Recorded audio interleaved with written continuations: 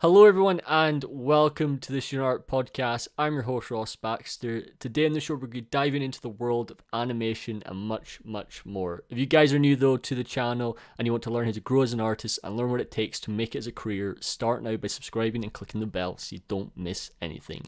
This week, we have animator, mentor, and content creator Jean-Denis on the show. Jean-Denis, thanks for coming on. It's a pleasure having you, man. Thank you for having me. Thanks. It means a lot. So we've got the main man on the show. It's a pleasure having him on. I've been watching his videos for years. It's so crazy having the chance to talk to him. But we'll start off with good old introductions. Obviously, I know you, but through your content. But to anyone who's new, tell us a wee bit about yourself. Well, the short version is, hi, my name is JD, or Jean-Denis. Jean-Denis is the actual name. Haas is the last name. Let's see. So I got myself. Well, I am from Switzerland. Let's start at the beginning. Grew up in Switzerland. Lived there until fall '99 when I moved to the States, and then I learned animation here, and I've lived here ever since. So it's been over 20 years, and graduated from school and got a job at ILM, and been there now for almost 17 years. And that's kind of that. I do animation. I teach animation. I have my animation channel where I try to teach and post my workshops and just kind of give back and just post whatever I can. And that's kind of that in a nutshell, small nutshell. Perfect. Yeah, like there's so many things that you do. First of all, I don't know how you manage it. I have no idea how you pull it off. It's great the amount of content that you've been helping so many people over the years. I know you've been asked this question a lot, but I'm going to kind of change it around. So I know you love Star Wars, but I kind of want to switch it around and ask, what's your favorite movie of all time? Not Star Wars. Not or Star Wars. You're not allowed to put Star Wars on the list because I obviously Not understand you work Star at Wars.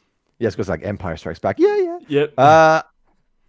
Someone else just asked me this recently, and it's so difficult because it's always depending on the mood. Mm-hmm. Where, like, I like Raiders of the Lost Ark a lot.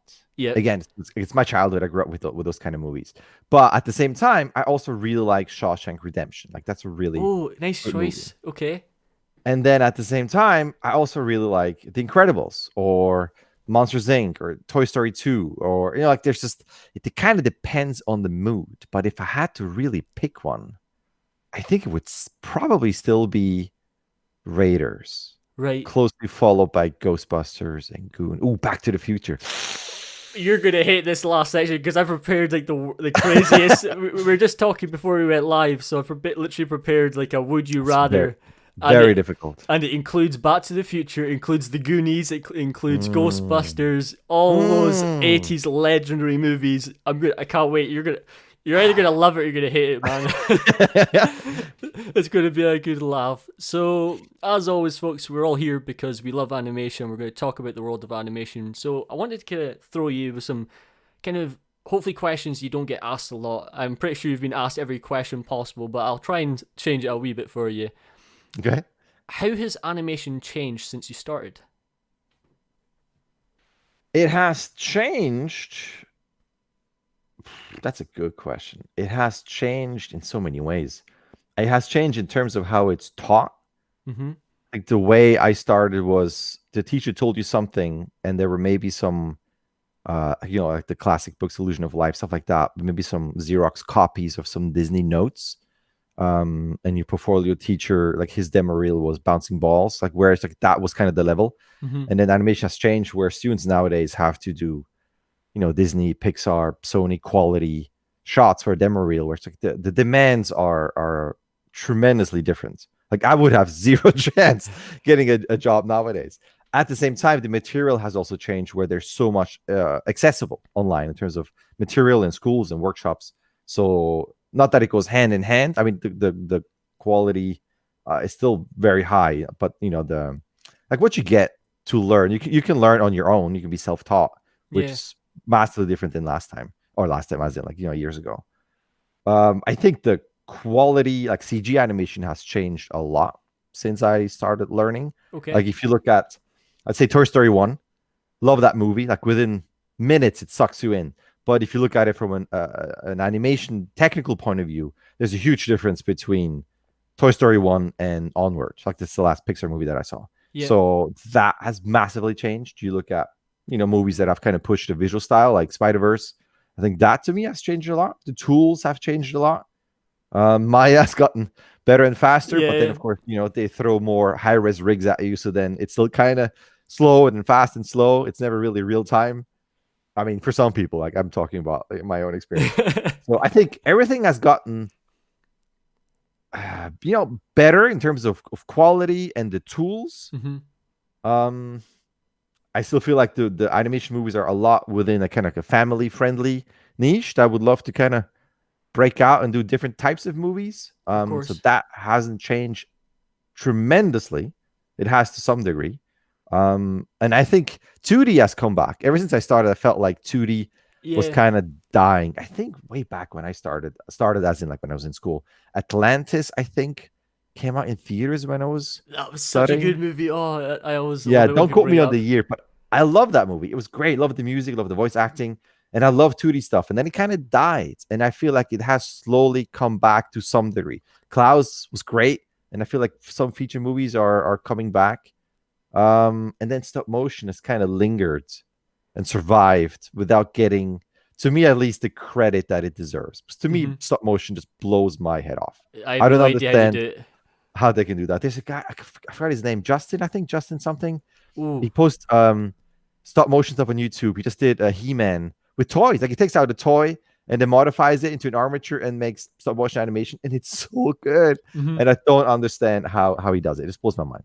Yeah. So yeah, that's kind of my No, overview. also to start, yeah, like it's I just wanted to start off the podcast with that because things are constantly evolving, things are constantly changing. Yes, a lot of things do stay the same, but like you said, the standard has got to a point that's insane. Like I know when you're reviewing Jeremy's work, his short film, and I had the pleasure of interviewing Jeremy a few weeks ago, and seeing someone doing that as a student, like oh my word, it was the It's same. ridiculous.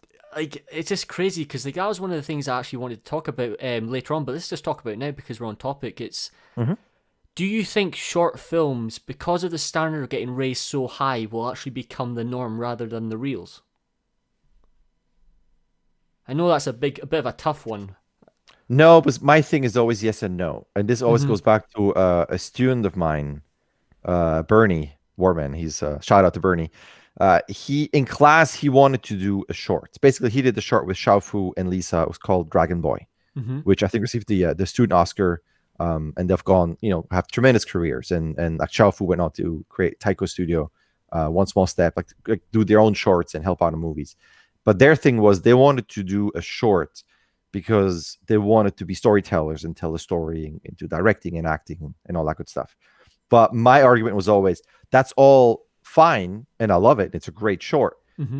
But that also depends that if you are, so my 50-50 is if you are a foreigner that comes to the country that needs a work visa, my recommendation is always focus on shots for a reel so that you can have a reel that works for companies so you can get hired and get sponsored. So that every shot that you work on is specifically there to showcase a skill that you have to get hired. If you do a short, that's a lot of time invested, especially if you're doing it on your own for lighting and texturing and modeling and rigging and everything. And not every shot is going to be for your reel because sometimes shots are just there to tell a story where like nothing moves or whatever it is. It's not a demo reel shot, but it's there to tell a story. So the concern that I have for foreigners when they're in my class, and I say foreigners, I'm a foreigner as well, is that you concentrate on shots, but then you spend all this time. And once it's done, maybe the quality is not great overall. Maybe you have one or two standout shots, but will that be enough to convince someone to hire you for studio work or something else? That to me is always kind of a tricky thing. Yeah. I think shorts are great, and especially with teams to work as a team, to understand schedules, to understand deadlines, and work with different assets. Just the whole aspect of making a short is really cool. But I don't think it would replace it just because of that. My perspective as a foreigner, you need specific shots that need to sell yourself, be put on a reel to get hired for work visa. And I think the amount of time you spend on the short, you can get a really good reel out there or two reels. Yeah. You mean like, I don't know, like Jeremy is like a mastermind of all the quality. Like that to me is not the normal bar. That's Yeah. a really high bar. It's really high. So I look at the students that do shorts, like at the Academy of Art, where you look at the amount of time it takes. And if I take that time and say, okay, let's focus on just separate shots and do like a 30 seconds to 1 minute reel, I think that would be more realistic and more advantageous. I think very subjective. I don't know. That's kind of my 2 cents there. No, I appreciate. Yeah, it's because I've always thought about obviously how things are going to evolve. Like, what's the future of the industry? You always get those odd discussions happening at work, or like what's going to happen with the growth of technology, etc. And it's always interesting to hear people's perspective. Like, what do you see the future of animation being? Do you think, say, even 5 years down the line, do you think it'll always be the same? I know we're just guessing here, we're just giving our thoughts on that, but do you think it'll still be relatively the same? In 5 years? In No, 5 years? I think in 5 years, I'm just looking at what happened in the last year in terms of AI and deepfakes and all that stuff. Mm-hmm. And I feel like in 5 years, that's a long time. Yeah. Where I think you're still going to have theatrical movies, shorts, like the same that we have, and at the same time, some crazy AI generated movies and just weird stuff. And like deepfakes have gotten a lot better, where it's just a whole new branch of interesting, also potentially dangerous footage, that can be assembled. I don't know. I think there's going to be a big change. Also, I mean, the tools are getting better and better. I think there will be more people being able to create things. Probably, I mean, if you look at the iPhone, right? How old the iPhone is, like what, 10, 11 years or something? Yeah. And it's getting a up there. crazy change. So take another 5 years. It probably has like a built-in projector, built-in scanner for mocap. Like, there's a big chance that there's some crazy stuff happening in 5 years. Yeah, it's crazy. Like, everyone always, like, I think it's just when you're a kid, right? You think 5 years is ages, and then when you finally finish education, you realize 5 years isn't that long at all, because it just flies by. That's a really interesting perspective, because I agree with you. I agree with you, because I was doing an interview with a friend who's been basically designing stuff for like SpaceX and futuristic models and stuff for the future. And his kind of concept of how fast technology is growing is terrifying. It's like Elon Musk kind of perspective. I'm just like, whoa, it's a lot to absorb. But it's also a great thing, because I think a lot of people get scared by the fact that technology is growing, but I think it's all about embracing it. And obviously, we still want to have that creative freedom to explore our ability as animators, but realize that there's tools obviously getting given to us to I guess, speed up the production. Right. I mean, that would be a positive thing, yes, to bring down costs so that more people have access to tell more stories. So it's not like specific big companies, but someone somewhere who has not the means, doesn't need a $5,000 computer. Yeah. They can, because there might be fantastic storytellers, but just they have that hurdle, that technological hurdle. So I think if that can come down in price, and just access, I think that would be really great. My concern is in 5 years, which I'm seeing just because I'm on Twitter a lot because of animation and finding reels and shots and stuff like that. It's just there's a technological advance, of the tech is great and gets better and better, but the mental capacity to deal with it is not advancing at the same rate. Yeah. Like, that's my concern. I see. It's like Twitter's great and Twitter is also hell. Yep. Like, it's great that everybody has a voice, and at the same time, I don't think we are equipped and ready to let everybody speak and process all that information, like good information and bad information, and abuse and harassment. Like, how do you wrangle a platform with millions of people? Like, how do you go through comments? How do you sort through that stuff? So you have to go automated, but then automated has its many faults because you don't have the nuance of what someone said, especially in text. You don't hear the person talk. I think, in 5 years, it's going to be interesting in terrifying ways and awesome ways. No, thanks for sharing it. Yeah, because I've not watched it yet, but I've been told to watch it. This has got the Netflix Social Dilemma film or something on my mind. So basically, it's about the future and what social media has done to us.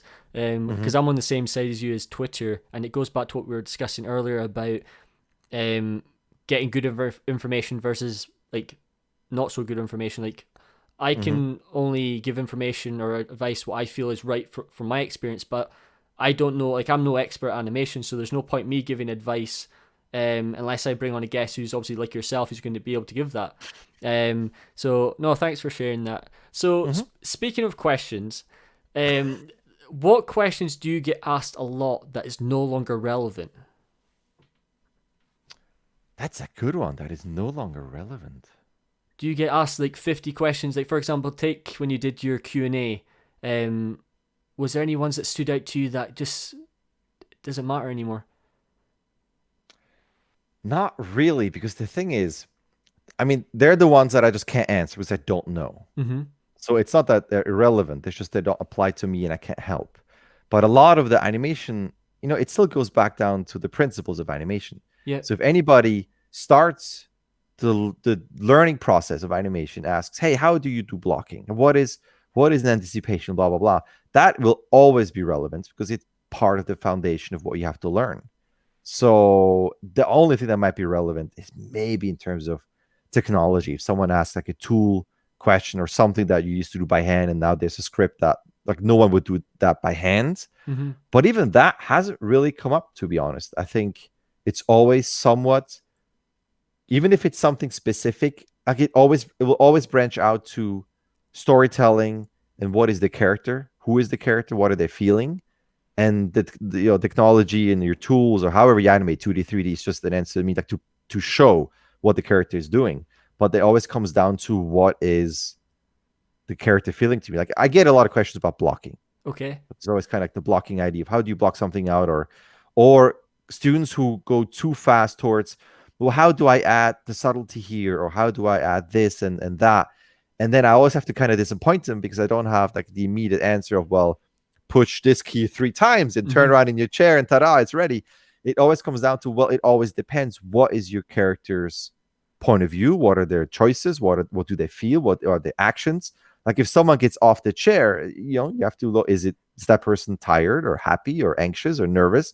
And that's always my standard default answer to those questions. It's not about, well, how do I make this snappier? How do I do the in-betweens? Like I can give you all those notes and on which frame to set what key, but you still have to make the choice in terms of what do you want the audience to get out of that movement and that acting choice. Yeah. So to me, just to go back to your question, I haven't really gotten that type of question, but now that you said that, I'm going to pay attention to it. No, that's interesting. And I'm going to note that in my head. It's an interesting question. I can't really answer it because most questions are story related or principles related that will never go out of fashion.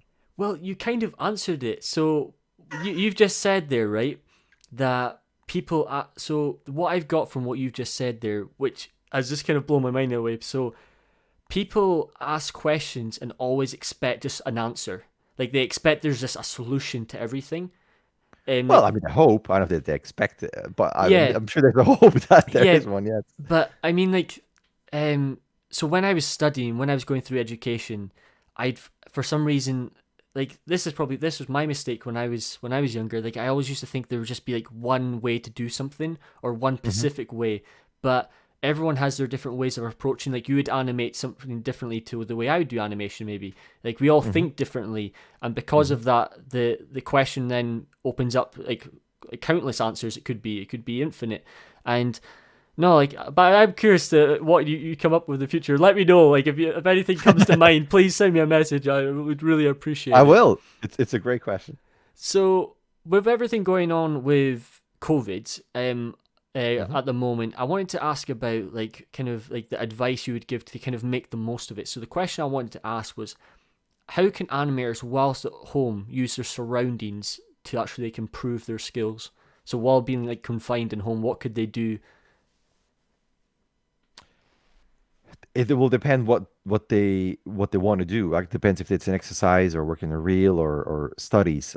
It's a broad question. I would say, because one thing that comes up a lot that's related to that is a reference. I always tell the students they should act things out, look at reference. And it used to be go to the park, go to the airport, go to the DMV, just go to any public place and observe people. Like we're people watchers as animators. Yeah. So that is a bit of a problem, but it depends where you are. Like it depends on the country and city. Like the lockdown might be more severe than others. So again, that kind of depends who's asking. But if you are stuck in your apartment or house and you can't really go out, let's pretend your lockdown is fairly severe. Really go back down to acting things out for yourself. Just really go through the motion, feel the movement, feel what you're supposed to do, what your character's supposed to do. Film yourself if you can. That might be a good opportunity to get more comfortable from the camera, be less self-conscious. Mm-hmm. And then unfortunately depend on online material in terms of like either learning material or reference, or or maybe you can do something where you have Zoom sessions with your friends, and then you do, I can stand up in my room back here and you can still brainstorm ideas, you can still act things out, you can have someone, like it can be your acting buddy, do a Zoom session and say, listen, I'm going to direct you Mm-hmm. because I can't act, I'm a horrible actor, you do the things, and then you can go through that. There's still ways, I think, to continue and not to um, kind of wither down and not do anything. That is, of course, based on a massive assumption that you have all the material at home. As Mm-hmm. many students rely on, like the academy has a lab, like where you have all your computers, all your software. And if you have lockdown, you don't have the financial means to have your own computer, laptop, or desktop, then you're totally stuck. Then you got to go. Maybe you have a phone. Hopefully, maybe you can do the same thing on a phone if Mm-hmm. possible. Film yourself, do Zoom on there, go online. It's just a very wide-ranging, scope of your limitations. So I can't really, Of course. like, I feel like I'm gonna give a piece of advice and then like millions of responses. Well, I can't do that, and you can do this, and blah blah blah. It's very specific, I Yeah. think. No, I understand. It is a difficult question. It's just down to like, so obviously everyone has like their different limits of restrictions at the moment. Obviously depending on where you are, but Mm-hmm. it's the reason why I wanted to ask you this question is I understand that maybe a lot of people are not kind of feeling motivated right now, or they're trying to Mm. figure out how to keep the momentum going, or trying to because it's Right. kind of hard when you're not surrounded by people that you want to be surrounded by. We all have different levels of obviously passion. Like some people find it really easy just to get work done, but some other people need kind of a wee bit of a nudge, if you know what I mean. Right. Yeah, that's a good distinction. Like you said, will depend on the person. Hmm. What helps me when I mean, obviously, I'm also somewhat stuck here. I have enough freedom here to move around and do things, but that's why I go a lot on Twitter or LinkedIn or Instagram and look at the animators that I follow, or just storytellers. Like there's so much material online that is so good, Hmm. that is humbling. Like it puts you in your place. Like, oh my god, I need to work so much harder, Yeah. and also inspirational, and also gives you ideas. I think if you're stuck at home and you have a hard time, again, I don't know if that will help you, but one of the things that I recommend to the students, and that helps me subjectively, is just to look at other things, watch movies, look at other artists, but also look at, like, I love making ofs and behind the scenes, Hmm. especially like I think it's Justin. I can look it up later. The guy who did the animation, the stop motion online. He posts so many behind the scenes of how he animates the time lapses of how his work is being done. It's so cool. Like that to me is a big motivational kick in the butt. Like, oh, that's so cool, and then I want to go and do that. The other thing that helps me is teaching. So maybe you're not a teacher, but maybe someone who's stuck there and you don't want to work, like maybe you're tired of working, and that situation is just such a depressing thing. Maybe offer to other animators a critique, like, Hmm. listen, just send me your work, I'll take a look at it, and I'll give you my 2 cents. Because I felt like when I started teaching up until now, I always feel like I've gotten a lot better in terms of my own ideas and finding what needs to be fixed, and finding like inspiration Yeah. by teaching and trying to help other people. Like seeing other people's work gets me pumped. And a lot of times I see student work, and at the end, I want to animate their shop because we went through the brainstorming of their ideas. And maybe that could be something. Maybe just stop working and just tell someone, send me your clip or your reel and let me critique it. And that might reignite their passion for Yeah, no, whoa, I did not expect that. Awesome. it. Yeah, no, I completely agree. It's try and put yourself in a position that's going to help you get that momentum going. Like Jean-Denis just said there about getting people to give you feedback and you give feedback, and like at the end of the day, it's all about helping each other. Like we're going through this together at the moment. It's all Hmm. about asking questions, learning from one another, and trying to make the most of what you can with the things that you've got around you. Hmm. So, in the world of animation, yes, like you said, people always talk to you about the blocking, all these other stuff. But I wanted to kind of once again spin it again. So let's talk about the things on the outside. How does sound influence the way you animate? Oh, I love that. Okay, that's a great question. I make a ton of sounds all the time. Perfect. And Okay. it makes it even, it's worse when I animate on Star Wars movies with pew, pew, pew, Yeah, pew, and yeah. it's like da-da-da-da-da-da-da-da-da, like you have that whole thing in your brain. So what I do, and again, it's like I annoy my students by recommending this, is to make sounds while we animate. It's like they can be your rhythm guide, your track, like something like that. I don't think a lot of people do, and it's so helpful to me. Hmm. Is that when you have a shot that's pantomime that has no sound, go through your clip as you act things out, as you film reference, and say out loud what your character's doing and thinking, because that will give you the rhythm. So I'm sitting here looking around, I'm holding the mic here. Oh, what is over there? Oh, that's kind of neat. That gives you the length of time that the character takes to absorb and think about this. Record that, put that into Maya, that audio track, and there is your timing guide, even if it's rough, and that will prevent your shot from feeling rushed, and it gives it breathing room. So Hmm. for me, sound is just so important. I make sounds for myself just to get into like um like an energy level, like when a character has to do something and I need to have a reaction. Like I was Yeah. animating something yesterday. Obviously, can't get fired, can't say anything, but it has a little bit of a like a reaction to that. And I was animating, and they kind of like, oh, what's that? You And I made just me kept jump thinking, there. I I was was like, kind of, whoa. yeah, it's it makes you kind of always kind of reassess the timing and kind of keeps you in line of what it's supposed to be. Hmm. And then you make that step further where you can record it, put that into Maya. And just generally, I just like sound. Like if I wouldn't do animation, I would do sound design. Hmm. That would be my dream job. Somewhere at Skywalker Sound, do something like that. So for me, Oh, sound is always huge. I love when movies are like crappily made, the film quality, the visuals are bad, but the sound is top notch. That brings up the movie to such a degree versus it looks beautiful, but the sound is horrible. yeah. That to me, it ruins the movie. So I know sound is so important to me on so many levels. But in terms of animation, yeah, I make sounds to guide myself to, yeah, for rhythm, for even if someone falls, it gives me kind of like, again, like it's kind of like a guide in terms of timing. Hmm. No, because the reason why I wanted to ask the question as well was because I always wondered how many people would choose to do animation as a career if there was no sound. Like, say they weren't, Hmm. like, say for example, um, like you were to how can I say this? Think this through, Ross, before I say this, so I don't sound so stupid. So like everyone who loves animation, yes, we love moving stuff, etc. But imagine like they had no sound as well. So for example, we're talking about having sound. Imagine they had Mhm. no sound at all, and they're having to like then like kind of match it to sound that they don't even know. Like it's like they're kind of guessing, if you know what I mean. Like Mhm. just second guessing. Like I wonder how many people can actually enjoy animation without audio at all. Like I might be completely. It might sound so stupid right now me saying that, but what's your thoughts on that? No, not at all. I mean, to me, it's kind of half half. I like animating shots that have no sound. Right. It's but then it comes down to if you have nothing, right? No lip sync, no music, nothing. It comes down to you, your creative choices and your rhythm. And it's like I feel like the creative freedom is huge, and I like that a Okay. lot. And at the same time, if you have lip sync, it's great because you can play off the rhythm and the energy of the voice actor, or if it's music or sound effects. And that is also cool as a guide. Like I like them both. I Mm-hmm. wouldn't, obviously, I will miss either one of them, but just doing silent pantomime stuff. And if someone wants to add something later that doesn't match, that's not my problem. Like I did my Yeah. animation, then that's it. No, of course.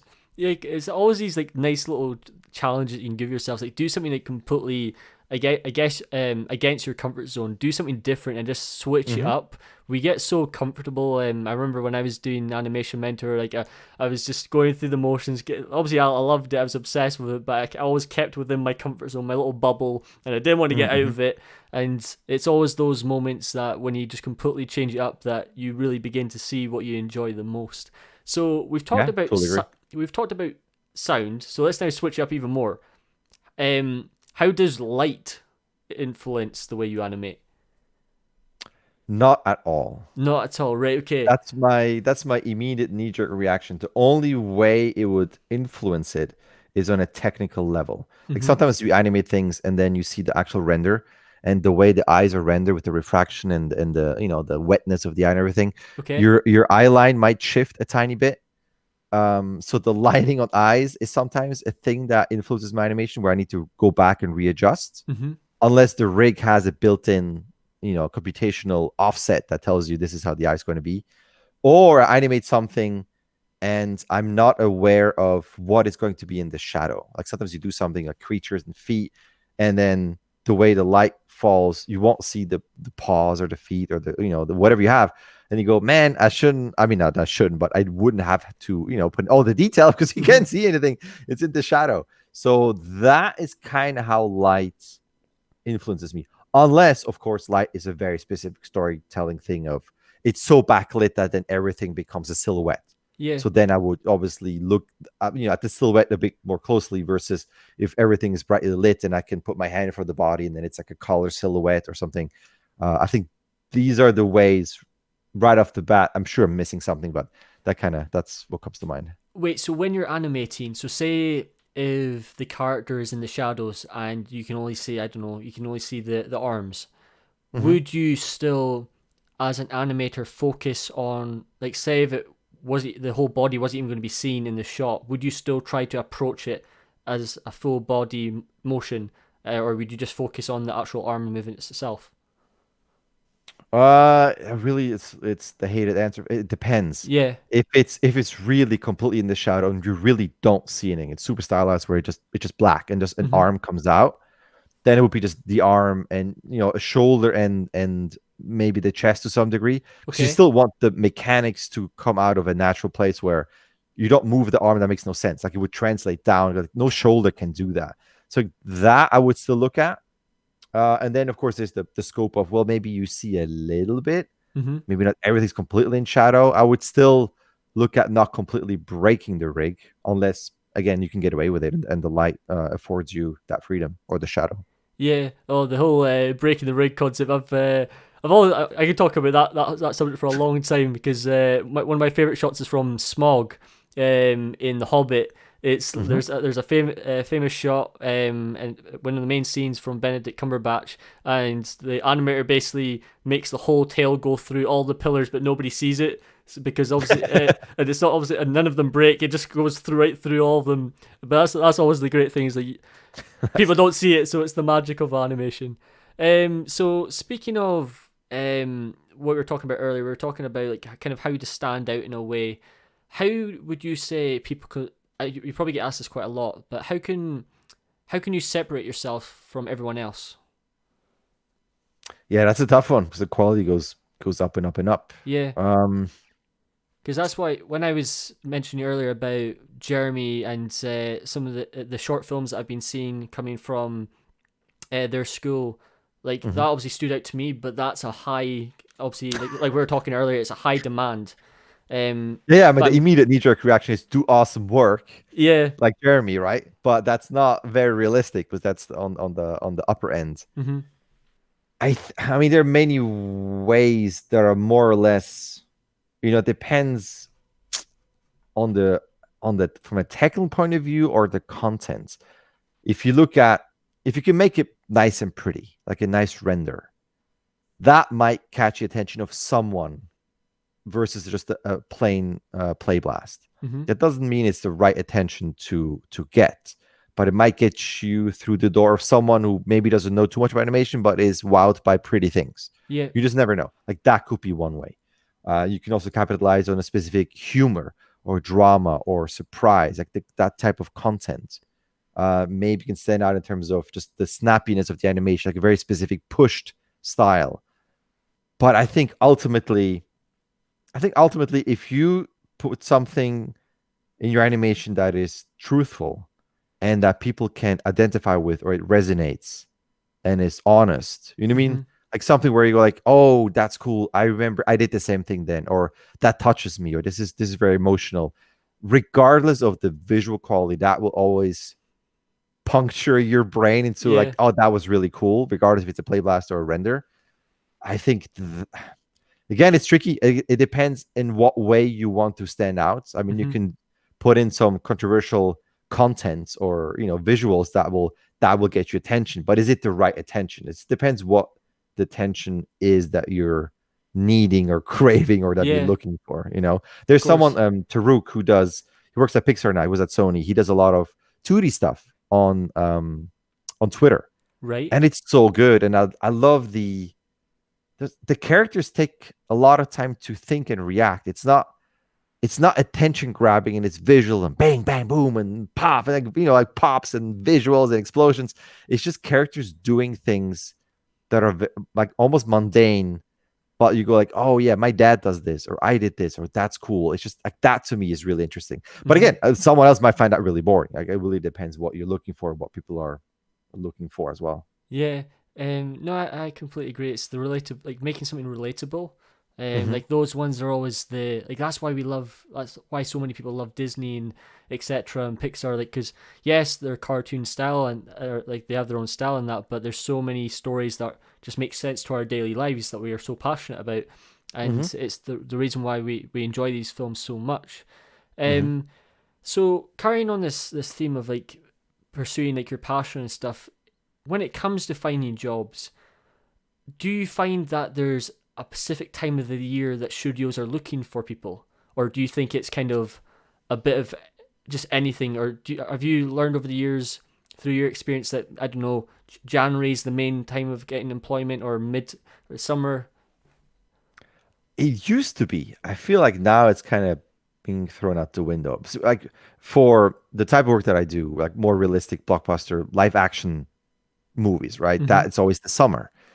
And it was always the summer's over, the movies are done, layoffs happen, or it's just really downtime and not enough work. Mm-hmm. And then production happens, and it's kind of towards December, January to ramp up into the finishing stretch, potentially crunch, as the movie gears up for release for April, May, June, that type of thing. So it used to be, at least for live action, where Christmassy around that time is Okay. better than summer.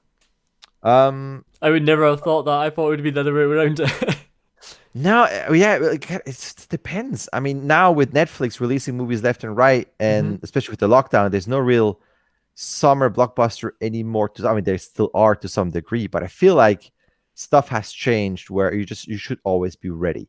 I guess you can just look at certain movies where I feel like Disney always kind of releases or used to release their movies around the same time, Mm-hmm. where like the animation hot crunch type of schedule is during the summer with ending in like October. That I always felt like that's kind of the range. Okay. Whereas if getting hired in maybe December is probably not ideal or not the right time. But again, I'm very ignorant about that stuff. I mean, I would look at studio trends when they release and if their release dates have stayed the same. But now with COVID, everything is like there are no releases or very limited releases. Or now we have Disney Plus where stuff gets put on streaming. Like Soul was just announced to be a Christmas release. Mm-hmm. I think you used to have a certain schedule, and now it's just all out the window. Everything has completely It's just changed, gone and it's chaos now. It's yes, it's chaos. but do you think that's more of a positive though? Because if you think about it, now it's kind of made it. I wouldn't say obviously easier. I know this is a big statement. Like it's obviously not made it easier, but it's. I guess it's possibly opened up more opportunities because it's now. I guess there's more. Yeah, I would say Yeah. there's more options now because there's no like, right, we're only hiring right now. It's now okay. We've got a project to do over the summer. You can get employed. Yeah, I think the schedule being more chaotic helps in terms of there's always something throughout the year somewhere, either an Yeah. internship or something. But I think looking at the current situation because of COVID, because of the lockdowns, there's I think a another focus on immigration Mm-hmm. that is a bit of a problem where because they have to be careful, they can't hire people that are not from that city or from that country. If Yeah. that makes sense. No, I I think understand. that is a new added hurdle that was already difficult for people who need a sponsorship and a work visa. And at the same time, there's also more remote work. I think some companies have pledged remote work, but then kind of walked back because they realized the restrictions and maybe the technological advances are not there enough, or security measures that are a bit tricky with NDAs and whatever content that they're animating. And then I think there's a game company that opened recently or will that is 100% remote, and that's their tagline. We're always going to be remote. I think there's a bit of everything. Again, chaos. Yeah. Some companies are sticking with remote. Some are doing half. Some are going back to local studios that open that are only remote.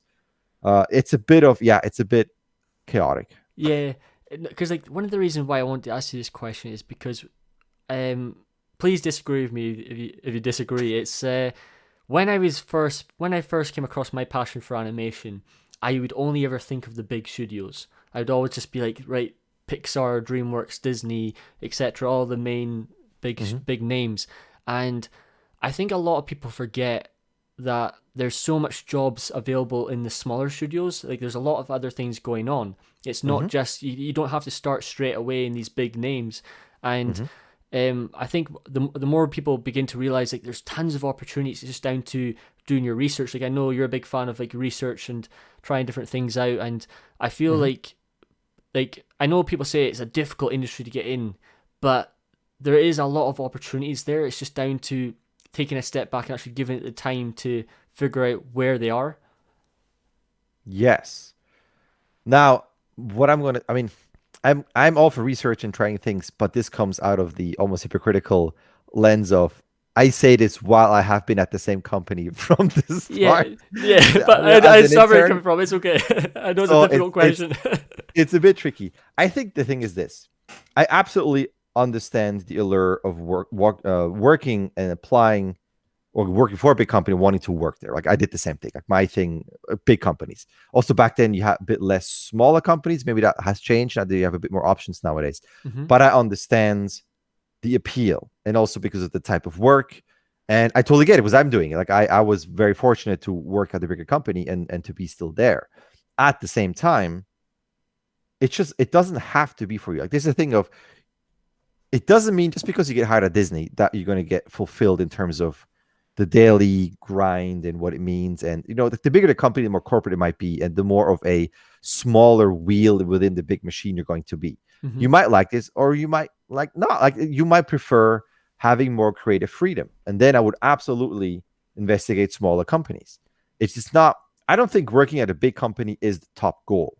Yeah. I did it just because I was a really big fan of ILM and Pixar. Like for me, those are the two big companies when I was younger, Hmm. and that's where I wanted. That's like I like the movies, and for ILM especially, that was my childhood. It was a very specific reason why I wanted to work there. But I see other people who work at quote unquote smaller companies. Smaller doesn't mean worse, Yeah. and sometimes small is better. It really depends what you need, and you have to kind of look at like beyond the maybe the expectation or the vanity of working at the bigger company and look at what does that really mean for you, and will you be fulfilled? And that can be in many aspects. One thing I tell my students, like practical things like commute. You might want to work somewhere, but then that means you got to drive there 2 hours a day, maybe even 2 hours one way. Hmm. That's a massive impact on your work-life balance. Seeing your friends, your partner, your wife, your husband, your pets, like whatever you have in your family or in your surrounding, that cannot be discounted. So is your goal of working at a big company, like is that at a cost of other things, if that makes sense? Yeah.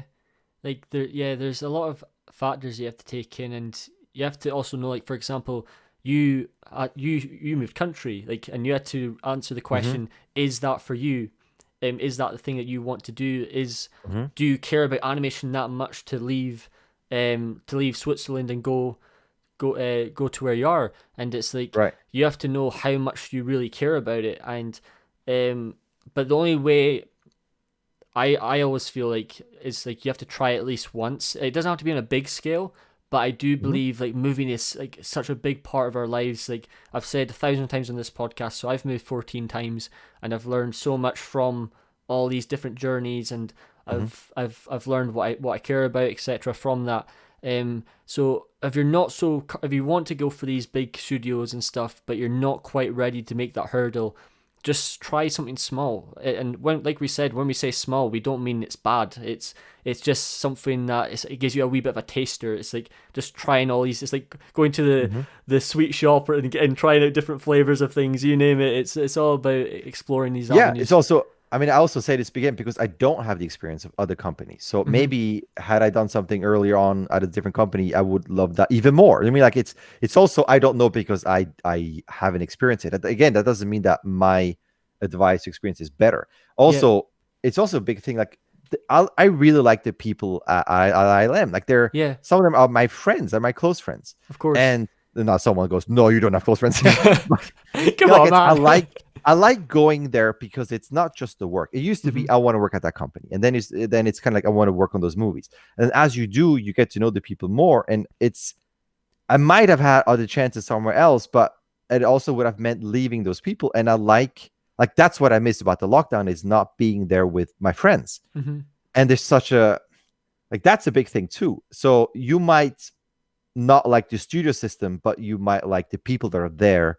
And that becomes your kind of your second family. Yeah. Or you really hate the studio system, the corporate structure, and you prefer a smaller company where it's even more intimate and you have more friends, and maybe you then create your own company. Right? It's just, there's a lot that comes with it. And also, don't forget, you might end up at a company you don't like, big or small.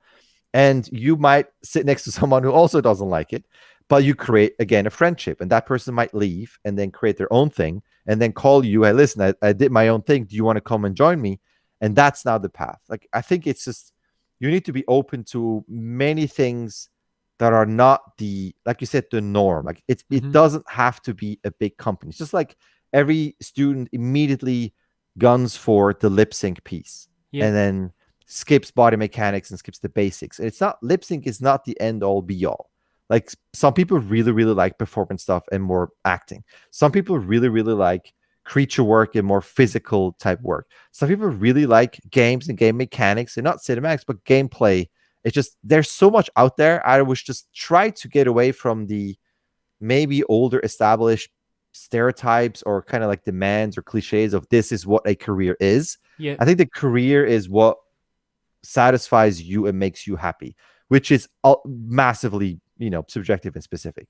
So whatever I did that makes me happy doesn't mean that's going to make you happy. Some people might really love game stuff, and I've never done that, right? So if maybe I will one day in the future try games and realize it really is not for me and I don't like that. That takes nothing away from the fulfillment of someone else. So yeah, like you said, try stuff if you have the chance, No, thanks for that, because I did the same thing. I tried, like, I've literally I've tried so many different, because I tried AAA, I did filming, I did architecture. I was trying to figure out what it was I want to do, and then I always like teaching and helping people, and then I was like, I'm slowly getting all the answers kind of figured out, and then I was like, yep, teaching's what I love. and then everything kind of clicked. So I have one more question about the kind of studio kind of thing, which is, do you think people should have a backup reel just in case, always kind of lurking in the background? Because because obviously it is a difficult industry, and So you said yes. So why did you say yes? Because there's so many reasons. It's like when you start as a student and you started let's go with the big studio route, where maybe the demo reel process is a bit more complicated because of client permissions or whatever you get. Like let's go that way. So when you work, you might not get your demo reel in time for your second job. So you're going to have to apply for your second job. Let's pretend you're on contract and your contract ends and you have to find another job at another company. You might not be able to use the work you just did at that first company. So you don't want to apply with your student work. I mean, I guess you have to, but it's just older work and won't represent your current level. So the backup plan, the reasons why I say yes is because on your first job, I would continue. If you can, obviously it will be outside of work time, which is difficult, but keep working on another reel because you still learn and you're going to be a lot better at work because you learn so much more from professionals around you and dailies and notes and everything, that I would do another reel just in case as a backup, in case you can't get your professional work reel in time. Let's put it this way. There's always a reel you got to do in case you get laid off. You just never know. Again, it all depends on companies. Does the company have a very specific downtime that always happens during the summer, let's say? But you don't know if you get laid off. So I would have a plan B and have a reel ready just in case. Or you are the company that's maybe smaller and the financial situation is not super clear. Maybe the shareholders pull out, or investors pull out, not shareholders, but investors pull out, and suddenly the company folds and there's nothing there and it comes out of the blue. You never know. Then have a plan B. Like I would always have a plan B just in case. And even if it's not a reel, at least a shot or two, and talk to people, look online. Just kind of always have an eye outside your current workplace, just to be prepared. Unless you don't have to, and you got rich parents that pay for everything, and you don't have to worry about bills. You know what I mean? Like also comes that. if you're single, maybe you worry about it less. If you have a family and kids, you worry about more. So Mm-hmm. yeah, it really depends on, but I don't think it hurts. Yeah, it's good to just have it just in case. Yeah, because I Hmm. remember one of the first videos I saw ages ago when you did your when you did one of these talks was when you were talking about your story of getting to where you are. Like you were talking, I'm pretty sure it was The Matrix was one of the films you got offered a job on. Was it The Matrix? I think it was, or It was yes. Well, not offered. I had an interview there, yeah, and it sounded like they liked it, but I couldn't do it because my work visa wasn't yeah. in Oh, order. that's it. Okay. It was that, yeah. It was for The Matrix, and it was for Starship Troopers 2. Two. Oh, Those it's two good movies. Sorry, I just had to geek out there. Oh, I love those movies. that was 100% my fault because I applied too late and I graduated and then my visa wasn't ready. Hmm. So yeah. No, because like the reason why I brought that up is because it's like you never know. Like there's so many different things that could change. Like, and it's always nice to just have a safety net. And Mhm. like you said, like when you were explaining, I'll put the link by the way, so so you guys can hear the full story of this talk. It's a really great talk where he's sharing his literal full in depth story of everything, all the way back to the beginning. Trust me, it's an hour and a half of greatness. So you have to watch it. But yeah, like main point, really don't always just think there has to be one answer to everything. Sometimes it can really help you, and especially if you're struggling financially, always have a few options on the table. So one of the Yeah, main sorry. Which goes back just to cut you. Sorry to cut you off. Because the thing is, I've seen that with students too, where they are at school and it's the school that provides, the computers and the Mhm. software. And the tricky thing is, can you even work on a plan B once you graduate? Because you don't have the financial means potentially to have your own Yeah. computer. Again, everything comes from out of the lens of like, can you actually work on a plan B? So if you Mhm. can't animate, that it's a very tough spot. So look at other ways of potentially finding, being able to pay your bills. Mhm. It's a very tricky subject. Sorry, I cut you off. It's very No, rude. no, it's okay. It's fine. Trust me. Here, I've cut about a billion people off, not intentionally. I just I get so kind of energetic, man. This is why I love talking to animators. You guys are always the best. It's always a pleasure talking to you. But yeah, trust me. Don't worry. I'll probably cut off you another 3 times during the rest of this podcast. I was going to say something I've completely forgot. Anyway, we'll talk about the fun topic next. Anyway, I was going to say something, but I don't know. Tangents happen. Right. So I want to talk about your YouTube channel. Mhm. Because obviously you've done lots of great content over the years. First of all, tell us about your channel. What got you into making content for animators? That's a good question. I think the main I was kind of looking at what I had in terms of my blog and stuff that I posted for the students, because everything comes out of like my first blog was before the academy. Mm-hmm. So when I was teaching, I thought, well, maybe the students who are sick, they don't have access to the material or they have questions. Let me create a blog based on the academy classes where I put more lectures on there. And then I changed it into just a different name that turned into Spongella.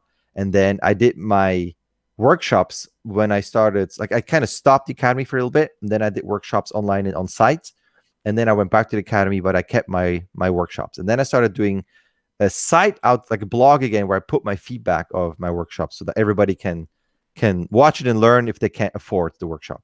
But it's not exactly everybody knows where it is. It's kind of hidden. It's kind of no one comments. It wasn't kind of the discussion thing that I was hoping it to be. Mm-hmm. And then I thought, well, everybody's on YouTube. It seems like all eyes are on YouTube. Why not just put my critiques on there? I have about 1,000 critiques and I have material for years. Why not put it online? So then I created my channel and let me just put the feedback on there. And because I like doing that type of stuff and creating and things, of course, it devolved into logos and all kinds of things and music. I just have All too the much fun with it. madness. It's great. Yeah, it's great making videos. There are many, like, there are people online, like animators who have a channel that are not polished at all in terms of like the lens and the lighting and the logos, and none of that matters because it's the content that is fantastic that they do. Mm-hmm. I just do it because I like it. It's an excuse to buy more tech and gear and look at lenses and lighting. I Whatever just you like all got to that do stuff. to get it. Yeah. So it started with that, and then I realized this is kind of fun. Let me just try something, and then I started doing, like, I had one where I played budget cuts in VR. I wanted to do more game stuff, and quickly realized, it looks horrible. I don't have time for it. I think deleted that clip, Mm-hmm. and I wanted to do like movie reviews, which quickly stopped. But I realized, let me just do more lecture stuff. And comes back to what I did before with my blog. I just want to put stuff out there that will help my students in case they miss class or there's not enough time to talk about things. So like blocking is a big topic. So I did the whole series about blocking. So now all I need to do is, hey, students, go on my channel, like and subscribe, Yeah. and follow that series. So now you can learn at your own pace. It's stuff that you can do outside of class. And I'm not going to bore other people in class who might know this already. So me doing those lectures, my hope is that people who are not in my classes will learn something from it. But it's just additional material. And as I continued, I just noticed that I have a lot of fun with it, and it helps me learn more. Like if I do a subject, like for instance, cameras, which I need to go back to, or I have a whole series about lip sync that I have in text form, but I've never recorded it. It also forces me to research more because I don't want to, say something wrong. So I learn more because I do more research, and it gives me that self-imposed deadline helps me stay on track because I love to be lazy and to do nothing. But like for instance, like the Thursday acting analysis clips, I always watch movies all the time, either with my kid, my wife, or people that are around here that to a movie night. And I'm always thinking about a certain scene, like, oh, that was cool. I like this moment, this acting piece, or that camera move. Might as well take notes. And again, the self-imposed deadline. So the acting analysis on Thursdays is usually what I post, and I really stick to that one because I'm already doing it. So why am I doing the channel? It primarily to help, but also for selfish reasons. Like I learn from it a lot on my own. Same, exactly. And it's a lot of fun to do. But if you are following my channel, you notice that sometimes it just goes up and down in terms of schedule. Like this week, I posted nothing besides critiques because I'm always doing workshops. Like that's always going on. I can't just say no to that. So you will always see critiques posted. But I had zero time to do anything else. The Animation Minute on Monday, I still do that because it's short. But product reviews have suffered, and I know people sent me things. I'm looking at my pile there, and I feel bad. I'm going to continue next week, promise, because they do give me stuff for free, and I feel horrible for not getting onto it, in a timely fashion. But like the FNAs, I want to continue. So you will see if I don't post, it's usually because I'm just way too busy. But that was a way too long of an answer to your question. Here, no, great answer here. There's some very important things that we have to discuss in there. First of all, what's your favorite gadget? We have to ask. Out of all the things that you've purchased over the years, what's the thing that you like the most? Wow, that is tricky. There's just an endless list. Say it is an endless list. I mean, the default would be my phone just because I get to do so much with it in terms of learning and reading and listening. There's so much in there. I just really love VR, and I just got my Oculus Quest 2, and it's I look at my review closet. It's over there. I'm going to unbox it. Again, like, does an unboxing need to happen on my channel? No. There's so many tech channels that run through the specs and everything of VR. Like, it's really unnecessary. I just have a lot of fun doing it. So I'm going to do it anyway. And I think that's probably my favorite gadget. I'm looking around. There's a lot of stuff that I really, really like. Even simple things like if you look at my camera, this is the water bottle that has that purifying thing. That's a gadget. And I love it because it tastes really good. Like, I have a lot of little gadgets everywhere that I love. But if I had to pick one, it's probably my Quest. I love VR. It's so cool. No, well, that's a good thing though, because it goes back to what you said there, and I don't think it's selfish at all, because when you said about, like, obviously you're learning a lot as well from making it, like, at the end of the day, like, that's an outlet so many people who don't make content can learn from. Like, if they're struggling to get the answers, like, for example, the reason I started my podcast was there was a lot of questions that I didn't feel was getting answered in education, and I wanted to help students as much as I could with my podcast, getting people's different insights and stuff. And that's the reason why I started my podcast. Like, that was literally the reason. And that's great. There was lots of questions, like I said, that I didn't know, and I was like, well, I'll bring on people who I could ask. And I think so many people can learn from making content. Like, you don't have to be an expert. For example, when I started out, one of the first things somebody said to me, believe it or not, was, oh, I don't know if I could listen to you. You're a student. Why would I listen to your content? And like, that was literally one of the first things I was like, okay, I get where you're coming from. But because of that kind of statement, like, I learned and I grew so much from it. And it'd be great to see more people. I know there's a lot of content getting created, but there's a lot of there's a difference between good and then great, if you know what I mean. Like, For example, we all have our kind of favorite YouTube channels that we like, etc. Like I said to you earlier, I watch your videos and I watch my friend Sir Wade's, and that's the content I always like to watch. But it's such a great tool. So if you're trying to learn, maybe give content creation a go. You never know; it could really change the game. Yeah, you never know. The thing is, sometimes I read a comment and it sounds like someone clicked with the content, or so. Oh, now I understand this, and that. And the thing is, like, it depends where you're at, like, in terms of your YouTube channel, and like especially like travel vlogs or like the Peter McKinnon types, where or Casey, like they're massive followers. I look at YouTubers that have like 10 million followers in terms of like tech reviews. I love all that stuff. It's great. It's great insight. But if you teach something and it clicks with one person, that's already enough. So when let's pretend you're listening to this and you're, I don't know if I want to create a channel, and what if I only have 100 subscribers? Well, imagine you're in a room with 100 people. It's a lot of people.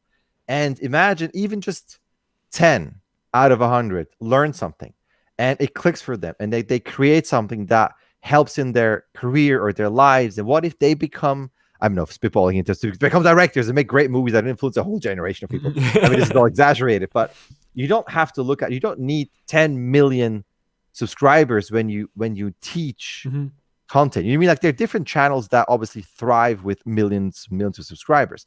But if you're there to help, just focus on what you want to help. And again, you don't have to be an expert. You could be brand new in animation. You just started, but you found, because you're an individual, you found a very specific workflow that's great. And maybe it's a workflow that no one else thought about. And even if you have only 5 subscribers and you're only 1 year into animation, you make that movie and explain this, it might change the lives and careers of 1,000 people. You just never know. So I would say, just don't get bogged down by, like, if you go into YouTube, there might be a pitfall of thinking too much about thumbnails and you know, like all the things that go into the whole YouTube game, and clickbait titles. You know, all the likes and subscribe. Like, I do the same thing. I do the whole thing of, hey, like and subscribe, and here's what kind of thumbnail should I do, and the clickbaity title. I do all that stuff also because it's a lot of fun. I have a lot of fun with it. Your thumbnails are great. I love it. Don't feel like that is a deterrent. If you learn something and you want to share this, just go ahead and do that. It really does not depend on the quality. I guess the only thing would be sound. Yeah. Going back to sound. At least someone can hear you properly. But just, go out there and do it. If you want to do that and you have knowledge and you want to share it, just go ahead. Just do it. Yeah, it's because it's crazy doing my podcast. Like, I never thought it's opened up so many avenues, just because I've got to interview people from around the world just through a webcam. And I've got to talk to, like, for example, I get the chance to talk to you. I've been watching your content for years. Now I get to talk to you. And it's like, I never thought that would happen. Do you know what I mean? Like, it's as simple as, like, if you start something, you can develop these relationships that could change it. Like, that goes back to our main early discussion about how to kind of get noticed, or how to get to kind of build a name. It's developing these relationships and friendships, etc., just by sharing. And sharing is game changing. So I said to you at the start, this is why I wanted to talk about it. So my favorite series on your channel is your acting analysis. So that's the thing that I go to. That's there's I don't even know how many episodes. How many episodes have you done now of this? It's got to be 100. I think it's got to be at least 100 now. That is a good question. It's not far off it. As I'm thinking, I'm opening up my playlist. I would say, how about, I'm going to guess. I'm going to say 72. 72. And let me see. What's the number at? The number is, also, I'm looking at a thumbnail. Like, I watched all of ER with my wife. What did you watch? And ER, Emergency Room. Okay. The Clooney show. Yep. And it's so good. I love it. And I have so many clips about ER. I think I probably have a year's worth of notes of just ER. Yeah. And way back, I wanted to do one ER episode a month because I have so much to do. Yeah. And I need to get back to that. All right. I have it open. 89 videos. 89, gosh. So the reason why I wanted to bring this up is because this series, I kid you not, is game changing. Trust me. If you love animation and you've not watched this series, trust me, it will really open up so many different avenues. There's a lot of different films that he breaks down. You name it, he talks about all the small gestures to really exaggerating things that he's learned from all these different films. You name it, from the Joker to Prometheus, every film possible, he breaks it down. And there's a few questions I kind of wanted to ask you about this in terms of the whole world of movies. Out of all the movies this is another big one, I guess. Out of all the movies you've analysed, what actor or movie has helped you the most? Wow, that's a great question. I should do a clip about that. I'm giving you ideas. I'm loving it. Analyzing my own analysis history. That's a good question. And to be honest, I don't know. So I would say, I know which video helped me probably the most, but I'll see what you think first. okay. Or do you want me to tell you mine first? Yeah, tell me, and I'm going to go back and I'm going to scroll through my lists. It's the one about Churchill. The movie about Churchill. The Darkest Hour. Yeah, The Darkest Hour. And then also, I like the Prometheus one as well, because the Prometheus one opened up to the fact that when you so there's a topic that I was wanting to talk about, which is when you introduce conflict and problems, and that's what you talk about, because obviously when you're explaining the helmet breakdown in the actual ship, and because of them trying to figure out how to sit, the way you're observing how they're interacting is very interesting. Like it's crazy how much detail you go into. And it's these like small observations that go such a big way, or it makes your animation stand out. So when in the Churchill one, there's something that it's so subtle. So you're explaining the woman who's helping Churchill try to sit down on the chair, and Churchill was like, the woman's like trying to help him, and she puts her hand underneath his arm while her other arm is over the top, and then as he's sitting down, what happens is he then, because of it, he's not wanting to feel old. He then kind of like pushes her away. Well, not pushes her away, but yeah, he raises his hand. Do you remember? Yeah. Waves her off. Yeah. And it's those small things that are like, when you see that translate into an animated shot, that just skyrockets it, I think. I hope so. I don't know. I mean, the big disclaimer is that I have no idea what I'm talking about. This is purely, I like this for these reasons. But if, like, in a magical world where any of those actors watch what I did, I would love for them to go and comment, listen, everything you just said is wrong. I never thought about any of this. I would love that. Yeah. But yeah, I like, oh man, there's so many. I'm scrolling through. There's always something. Sometimes what I do is, like, I have my notes and I talk about the shot, and every now and then as I'm talking, I think of something else that I didn't write down. There was one from Killing Eve where Eve comes back into, I think it's a hospital, and realizes that they have been killed. Right. And it's all very gruesome and bloody. And when I was recording, I was thinking, well, how would you apply that to animation to not make it so brutal? What if it's, and I think it was an example of maybe a woman coming in, or a guy, maybe like a kindergarten party or something, and realizing the chaos in the room.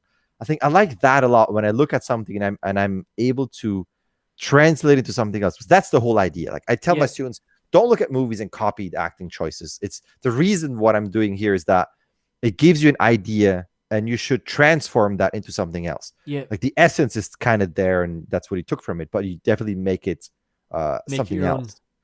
Yeah. And I think there's so many. Yeah. Sometimes I watch movies where I love the movies and there's nothing I write down.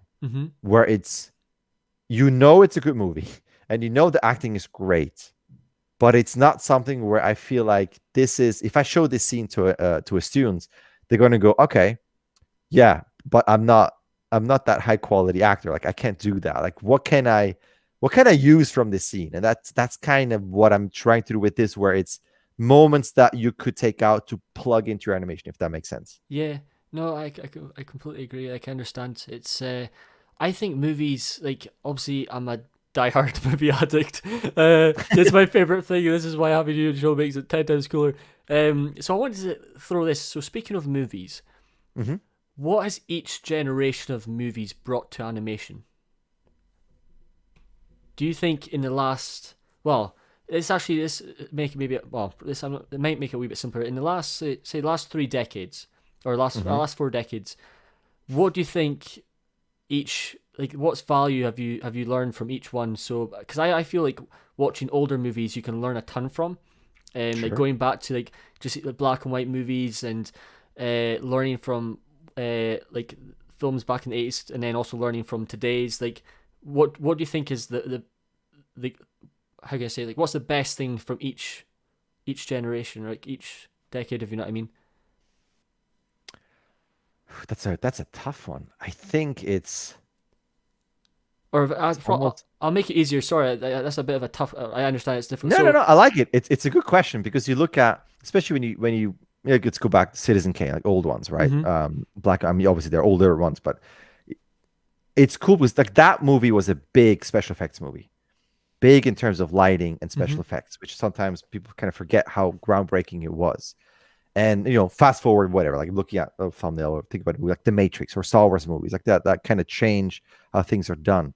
I think the big change to me is from a technical point of view how things are done, but also storytelling wise, where you can boil things down to the essence and still understand what is going on. Like where it used to be, you have to feel how someone drives up in a car, gets out of the car, walks through the door, opens the door, gets in.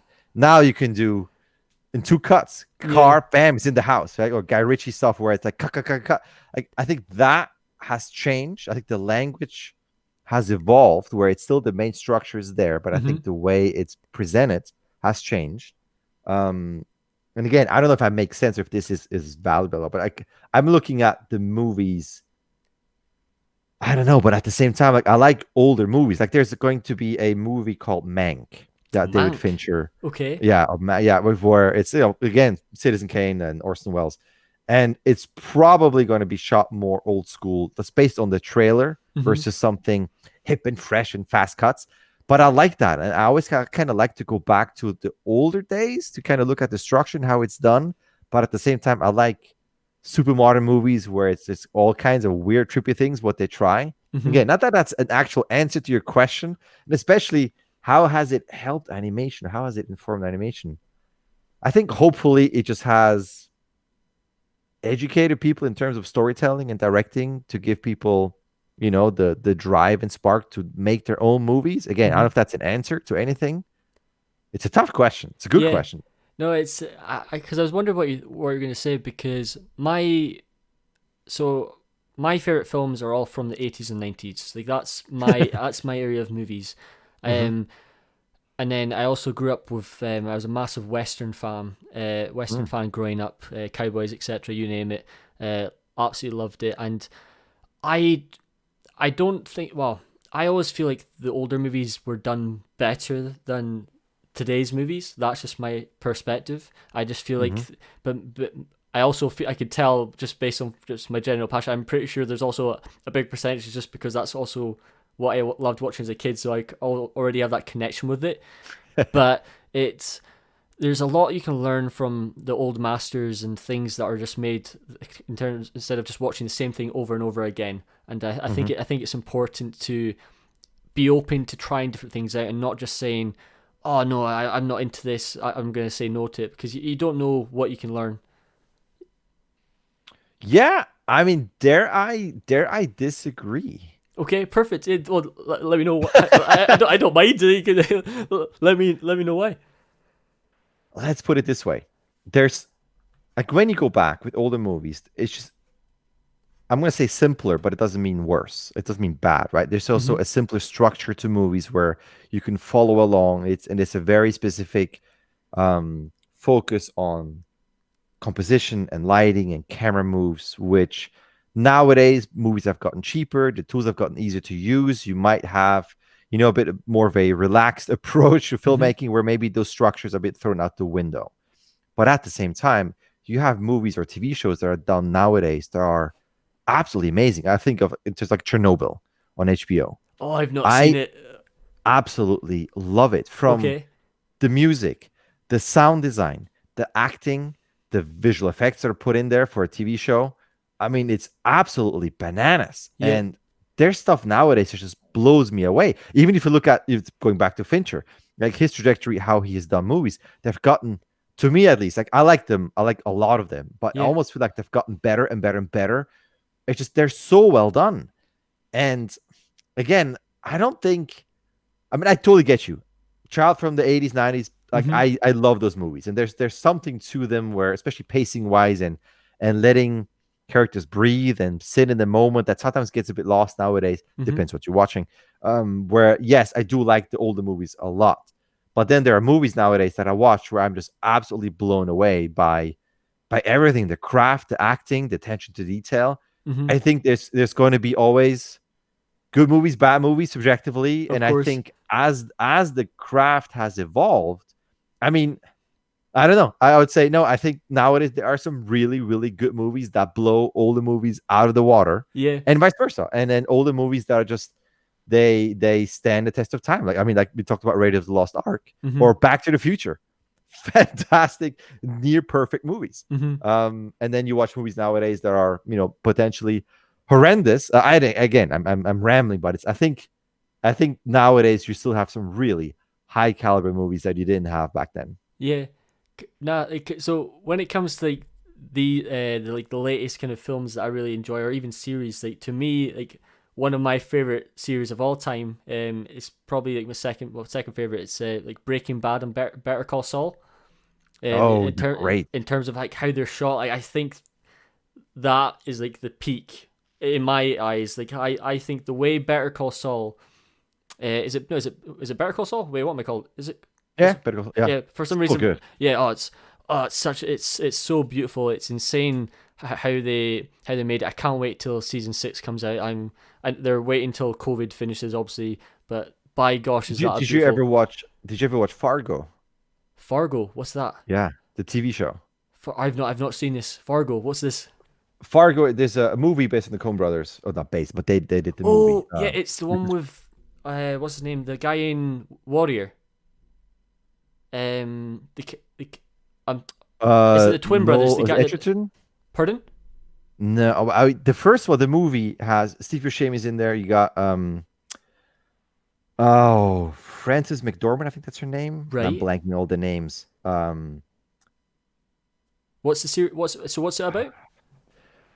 Well, I'm gonna spoil things. Oh It's right, okay. basically So break it it's down without about spoiling it. someone finding money, and then the people who look for that kind of thing. There's so many good moments. I don't know. I feel so reluctant in Okay, saying anything. I will And not let you the say it TV then. show, I love the movie. Movie's great. And then I Mhm. watched season 1 of Fargo, and it's so good. And I so much prefer it than the movie. And the acting is so good. And then season 2 was absolutely amazing. I haven't seen season 3 yet. Okay. And then season 4 just came out with Chris Rock, I believe. Like each season is different in terms of Fargo, time. right? I absolutely 100% recommend it. It's so good. Awesome. Right, I will let you know once I've watched that. I've got a few. I've got like 3 main things on my list right now that I'm trying to catch up on. Fargo, right? Like Killing Eve. Did you watch Killing Eve? I've not seen Killing Eve either. There's a lot of Killing things. Eve is fantastic, especially season 1. That was actually, speaking of everything we talked about. There's Harvey Newman, who has his channel on YouTube, who does really great work, very game centric. Really nice guy. We did a podcast as well, or an interview type of discussion. Such a nice guy. And he is the one that told me, hey, do you know Killing Eve? He's like, no. Watch it. So I watched it, and it's absolutely fantastic. So yeah, watch that one if you're Killing Eve and Fargo. Yes. That's today's note list. That's going on the sticky note straight away. Right, that's right. Fargo. Today's main thing to learn, everyone on the podcast. This is your to-do list: Fargo and Killing Eve. That's the main thing for today's episode. So There are so many. Succession is also really, really good. wait, what's it called? Succession. Succession. Another one. That's, I've not heard of on, these. on HBO. A show about rich kids and their problems in their families, and kind of like media conglomerate and lots of scheming. I did a couple on my acting analysis. I'm scrolling through. That's why I'm mentioning this. I'm seeing this. Have you? I've not seen it, right? But it looks. I don't know why I've not bought it yet, but it looks so good. It's like something Donovan. Oh, Ray Donovan. Yes. Is that good? I watched the first season. I liked it a lot because I liked the actors in it a lot. Like Leaf Mm-hmm. Sharp, I think Leaf is how you pronounce the first name. He has Okay. such a good voice too. But I never continued. There are many shows that Yeah. I kind of started, but unfortunately never continued with. I need to give that one a Yeah. go. What And about Barry? Have you seen Barry? dude, you're making me feel like I'm not. I love movies, and you're making me feel like I'm not saying anything now. Barry is so good. I mean, also I know people who've watched it who didn't like it at all. I mean, again, it's Mm-hmm. all very subjective. But if you're already making a list, Barry is so good. I think within a minute, you will be able. This is something for me or not. Yeah, Barry. Okay, Barry's so good. Barry. Let's go on the list.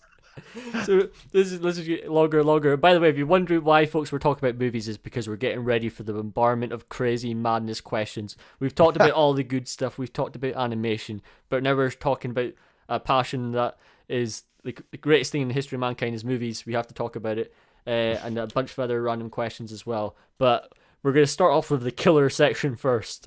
This is like going through his childhood memories, and he's going to have to make a choice. So we're gonna go say so. Basically, question at that time is just a bunch of random questions that I ask each guest, and you have to decide. It's always a fun one. It's basically would you rather. Right, starting off with a punch one: the Goonies or Gremlins. Goonies.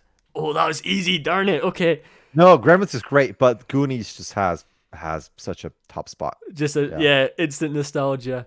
Now I'm gonna throw that out there. Goonies in German. Oh, right, okay. I don't know if I'll be able to watch it in German, but one of my friends is from Germany, so I'll have to learn. Now this one I generally struggle for a long time. Never Ending Story or Jumanji. Never ending story. Oh, okay. What we have to say why? What, Oh, not a talk harsh, not about- a harsh why, but a kind why. Like, can it came No, across a bit like harsh? I liked them both a lot, but Yeah. Never Ending Story. I watched that one when I was a kid versus Jumanji. I watched a bit later, Mhm. and I just like the story, how it transports you with the kid reading it. The music is great. It was also one of the early movies as a kid where I cried. I cried my eyes out when The horse. the horse dies. Oh, worse. What is the horse name? Oh, I've forgotten the name. It's I been. forgot. I really Betray need to You catch up. and the horse is I forget. But Wait. the horse dying just Google kills me. search. 2 seconds. Google search. While you're searching, by the way, also a show, Watchmen. So good. So good. Wait, is that based off? Is that the Marvel?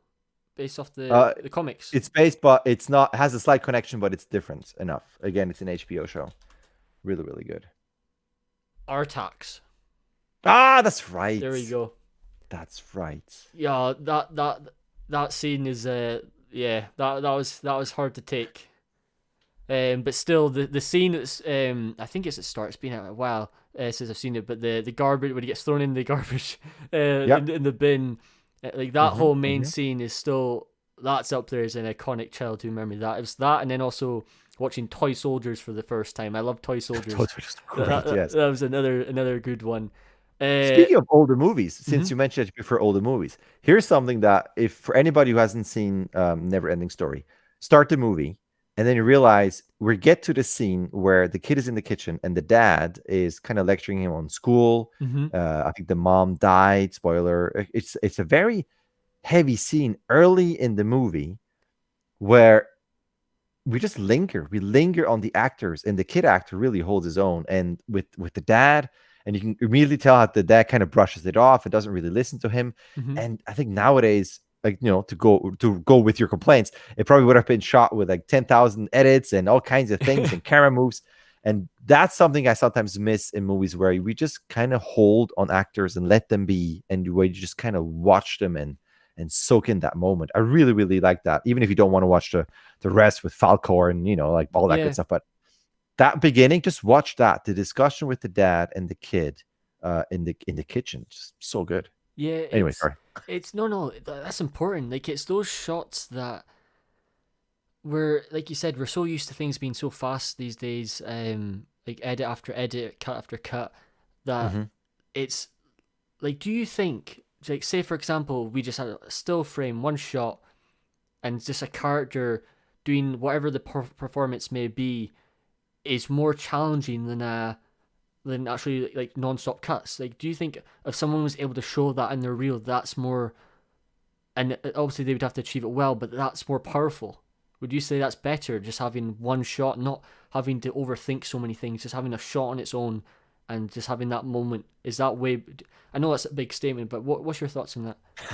It is a big statement. Again, I'm not going to try to say it's better. Of course. I would say I would have one shot in there, yes. Mm-hmm. I think you want to do something where it's crazy and big body mechanics because you want to show off all those different skills. You can do snappy timing, you can do heavy, interaction stuff, but you also want to do a shot where you can just hold on the character's face.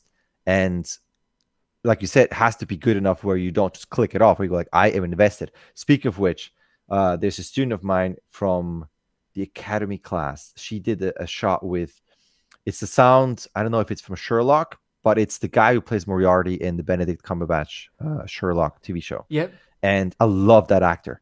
And he has a line where he says something, it's kind of like nonchalant, like, oh, I'm going to do this. And then he goes, and then I will burn your heart.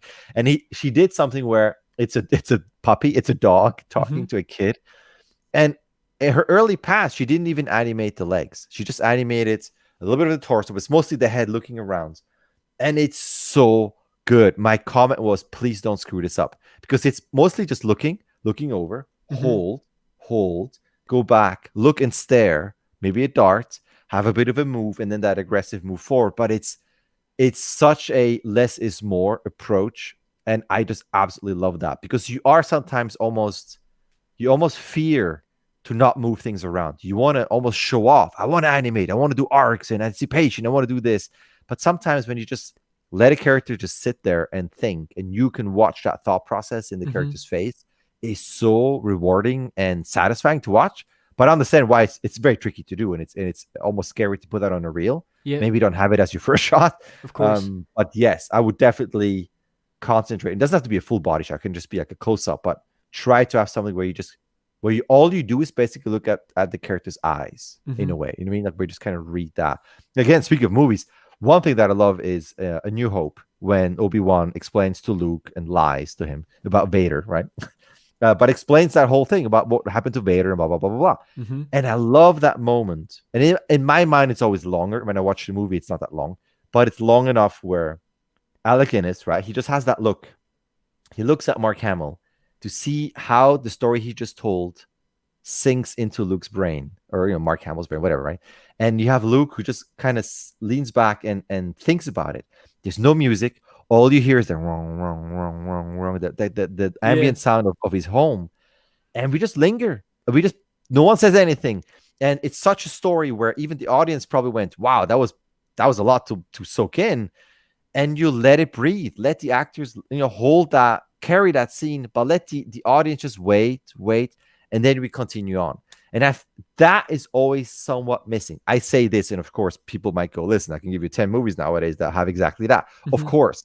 But in big blockbuster, show-offy movies, there it's missing. There are obviously a lot of character movies where that's all there is. But I feel like in bigger action-driven blockbuster movies, that's sometimes what's missing. Just don't rush through character emotions. Like, there might be a shot where the character said something and is crying and is hugging another character. Cut to the character being somewhere else. The cheeks are dry and it's all happy, happy, happy. It's like, wait a minute. Just 2 minutes earlier, you were devastated. Just why is that character not somewhat lingering on that emotion and just slowly getting out of those feelings? And that is, if I may subjectively be on the high horse here and complain, but that's something that I feel is kind of missing every now and then. Just give your characters enough time to carry that emotion through, multiple scenes, even if it's a different, set piece or whatever. Like, they probably still think about it. They still have that emotion in them. Anyway, there's a long rant. No, wow. That's great. That's what we're all here for. We're all here to listen to your advice. No, that's awesome. But anyway, Goonies. So we're talking about films. Yeah. Okay. The next one, Blade Runner or Terminator? Terminator. These are going too easy. Okay. Favorite Terminator 1 or 2? Oh, here. This is going to raise some debates when I say this statement. Please be nice in the comments when I say this. Oh God, I don't know if I'm brave enough to say it. Do it. Terminator 2 is overrated. Oh, how dare you! I could see that. I could see people say that. So Here, don't here. And then the I love other Terminator. So I'm a big Arnold Schwarzenegger fan. Like, trust me, he's up. He's like one of my top 5 idols of all time, man. His movies. I don't care what anyone says about his acting. I think his films are great. I love them. I'm a diehard Arnold Schwarzenegger, Rambo fan. You name it. Sylvester Stallone. You gotta love those guys. But I don't know. It took me years to watch it. So I only watched it properly this year. So I've seen all the other Terminators except from Terminator 2. And I watched Terminator 2 this year. And because I used to be too afraid, so I watched the first 10 minutes when I was younger of Terminator 2 up to the scene. If you haven't seen Terminator 2, by the way, by now, this is coming from a person who just seen it this year, but this is my excuse. But in the kitchen when the T-1000 puts the blade through the parent's head or face or whatever. The dad, through the milk carton. I was always too afraid after that scene, so I never watched it. When I was young, because I think I watched Terminator when I was like 9, and for years I just didn't watch it, and I watched all the other ones because they weren't scary. Whereas Terminator 2, that one scene, I was just like, nope, get me out of there. So you watched 1 and then 3? 1, 3, 4, 5, and on. I never saw Terminator 2. I think the start of Terminator 2 is epic. The first 40 minutes of Terminator 2 is, to me, some of the best or coolest filming I've seen. Like, I'm a massive, obviously, James Cameron fan in that, but I think like the whole motorbike chase and stuff is unreal. I've no obviously practical effects, you got to love them. That's why we all love The Dark Knight. Like the first time I saw The Dark Knight flipping the lorry, and it's a real lorry, and you just see the whole behind the scenes madness. But Terminator. When I talk to people about Terminator, there's always it ends up being a whole debate, a whole discussion when it's in the discussion. So, well, I mean, Terminator 1 is great. I really like it. It has definitely more of the dated 80s kind of feel to it throughout, especially the music and costumes and whatever. But when you go from 1 to 2, it's such a step up. Like, holy moly, the director just went, like, what happened here? The quality of the start is insane. Like, you love the music, just everything, the pacing, it's great. The reason why I picked that one is because, or even Terminator 1 over Blade Runner, I think Blade Runner is amazing in terms of design and the music and the world. The grittiness, like, it's always wet. Everything is so good. Now, dare I be controversial and say I find it fairly boring. Okay. Now, this is a horrible thing to say because I'm also a massive fan of Ridley Scott.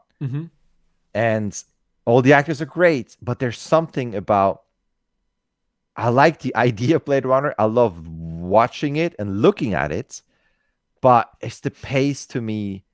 And it's not that I'm against slower paced movies, but it's one of those older movies where it's kind of pushing it for me. It's like Apocalypse Now. Love that movie. Yep. But when I watch, especially Apocalypse Redux, it's just so long. Like, I love the movies for many reasons, or technical reasons, acting reasons, many, many things.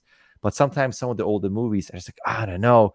And that's why if I had to sit down and I would pick just to be entertained, then definitely Terminator 1 over Blade Runner, especially Terminator 2. If I want to sit down and look at a marvel of set design and visual effects and world building, Blade Runner right off the bat, off the charts. So good. Awesome. For different reasons. No, thanks for these answers. So I've got 3 more questions to go. So a few more. Right. Oh, right. I think I know the answer to this one, but so we've got 2 more movie ones, and then we've got 2 random ones after that. E.T. or Ghostbusters? Ghostbusters.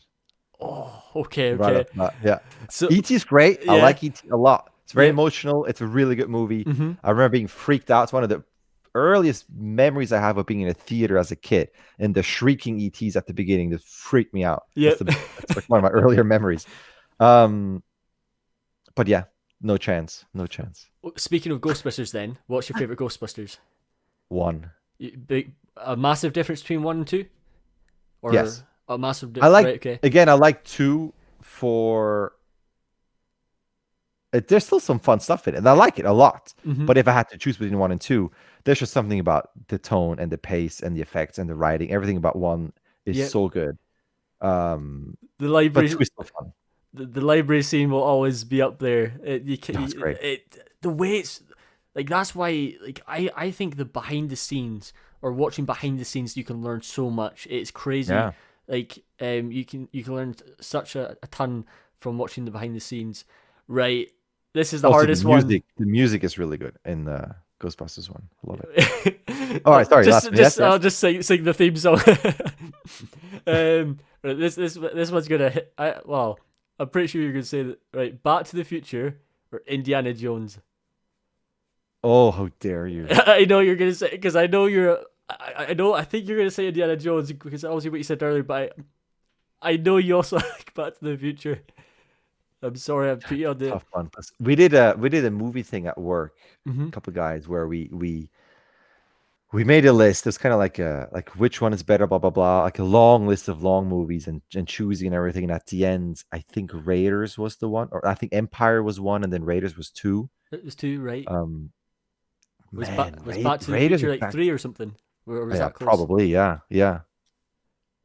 It's a tough one. I don't know. That's a tough one. Like right now, I would actually go with Back to the Future. Oh, well, speaking of Back to the Future, so what are you happy that they're remaking it?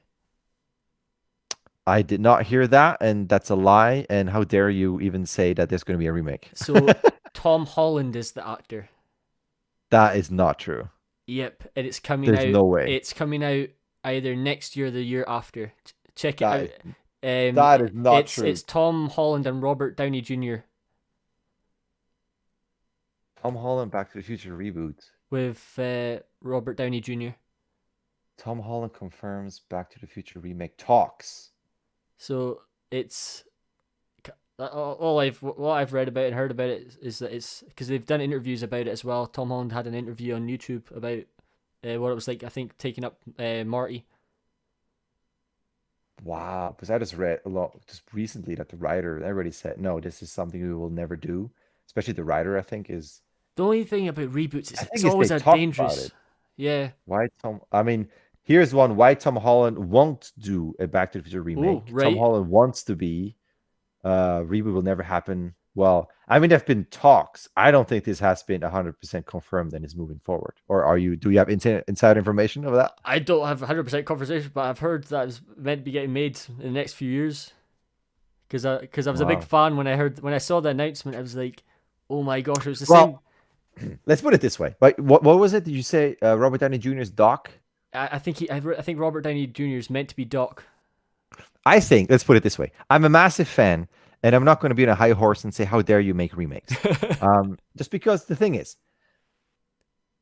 the movie's great. It's pretty much perfect. Yeah. But also, Tom Holland is great, and I like Robert Downey Jr. a lot. They're both great. I think it's an interesting casting choice that could totally work. Mm-hmm. And why not? Maybe the older movies just doesn't appeal to you too. The thing is, people always complain about, oh, this movie has been done 10 times already. Maybe it's not a reboot, but it's the same story. Mm-hmm. That may or not be true, but the thing is, it's always going to be someone's first movie. It's so you know true. What I mean? Of course. You have so many stories where you think, again, so yeah, because you're 50 and if you watch millions of movies, of course your reaction is again. But imagine there's an 8-year-old out there or a 10-year-old is going to watch that movie, go, oh, this is so cool. And that will spark their journey into wanting to become a director, whatever it is, an animator. So I think as much as I like to be all snobbish about, oh, this is better, this is better. Yeah. No, why not? Let's do remake. And if it falls flat, then it falls flat. And then you still have the original that's out there. I think the cast is a great idea. Why not? The reaction of your face, though, when I said it, you're like, "Oh my gosh!" Did not expect that. Oh, today. Absolutely! Yeah. Immediately, how dare you? How dare you touch this sacred movie piece? No, but at the same time, why not? Why not? Still remakes, and sometimes reboots or remakes are better. I mean, look at The Thing. It's one of my favorite movies. Is The Thing. John Carpenter's The Thing. Right. And if you look at the black and white movie, I mean, it's great too. I love it, but it's old, and the remake absolutely blows it out of the water. It's a great movie. So I mean, every now and then you got sequels or reboots or remakes that are much better. So I wouldn't count it out. Will it ever replace it for me? No, because it's my childhood. You mean like there's a certain nostalgic connection you can't erase. But for someone who watches Back to the Future now versus maybe the remake, they're going to say, no, Tom Holland is much better. And that's 100% valid. That's totally fine. Yeah. I just have to laugh because it's been talked about for so many years, and the writer always said, no, no, no, to now suddenly go, maybe, cracks me up. It's like, yeah, there's always going to change. The one that hurt me, but I wish it did happen, but is when I heard that Netflix bought the rights for Narnia, so they still have the rights, but they've not made it. So I don't think they're actually making. I'm a massive fan of the Narnia movies. See, I have zero connection. I couldn't care less about Narnia. Yeah, exactly. No, that's always the great thing is like everyone. It's always interesting how like our childhood is such an influence in our lives. Like our first film, our second film, or even our 30th film. It's crazy how our mind attaches to different things. So. The next, we've got 2 more questions. Thank you for everything that you've said today. It's been a pleasure. Sure, of course. My pleasure. I always love this one. This is always a fun one. If you could enter any video game, what would you choose and why? Any? You can enter any. Is there? I know you just said any. I know why I ask again. Any video game? Or would it be more enjoyable if I said any film? No, I like the video games. It's not. That would have been. It's a good curveball. Mm-hmm. I mean, film would be Star Trek right off the bat because there's a holodeck, and then I can enjoy holodeck technology and go all kinds of places, and that's great. Games, because my mind went, okay, is there a game that has a world where you can do all kinds of things? Oh man, You didn't think you'd sign up to any of this today? But you're like podcast about animation, sorted. Man. Also, dare I say, I so don't have time to play games anymore. So that my first thought was like, oh, I really like Last of Us. Like I bought Last of Us 2, but I haven't played it yet. And Last of Us 1 was great. But I'm going, I don't want to live in that world. It's a horrible world. Oh, that'd be terrifying. Then I was thinking, the honest answer is right off the bat. My first game that came into mind was Ice Climber. Wait, what's it called? Game. Ice Climber. It's a Nintendo game that came, at least in Europe, came with the NES, and in the States I think it was Duck Hunt and Super Mario. Okay. Just because it's a simple game and I love the music, I would never want to live in that world because you would die all the time. Because never mind. If you play the game, you know what I mean. But man, that's a great question. I love that question. What game? I don't know. I don't know. I want to ponder. I've got that's 3 questions that you have to go out and explore. What's your game? What would you choose? Yes, somebody asked me. Oh, this is great. It's just that nobody really ever asks. It's like, oh, come on. Right, favorite game. Oh, now you put me on the spot. Now I have to think. See, this is why it's always nice when the tables are changing. Game that I would enter. I mean, do you want to choose a game that's really cool? What if it's a game that has a lot of, I don't know, like I was playing Spider-Man with my little kid now. I'm still not done now. That would be cool. Yeah. Great looking game, but that means you live in a world where Spider-Man exists. That could be cool. So I always say one of my favorite games is Uncharted, but would I really want to be as exhausted as Nathan Drake? Like I'd be tired all the time. Exactly. It is a good question. I'm a massive fan of. Everyone who's been listening to the podcast knows I'm a diehard fan of Jak and Daxter and like Ratchet and Clank. Like those were like games that I was obsessed about as a kid.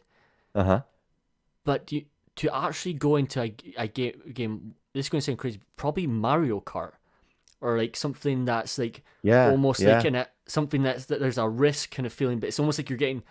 Like, for example, one thing there's one question I like to ask a lot is like, what's it like to be thrown in the Hunger Games? Like, imagine getting put into a game scenario where it's a race. I think a race would be really fun. So today I was watching Ready Player One, and the whole kind of idea of getting put into a world that's like, I don't know, a race. I think that'd be really Spy Kids. That's my answer. Spy Kids. Going back into my childhood, getting thrown into the world of Spy Kids 3. When they have to go in, where is it? I think it's like a VR world or something. It has Sylvester Stallone in that movie, believe it or not. Interesting graphics, some will say, but great nostalgia. I'm going to go with Spy Kids. That's my answer. Well, then what about Back to the Future or Raiders of the Lost Ark?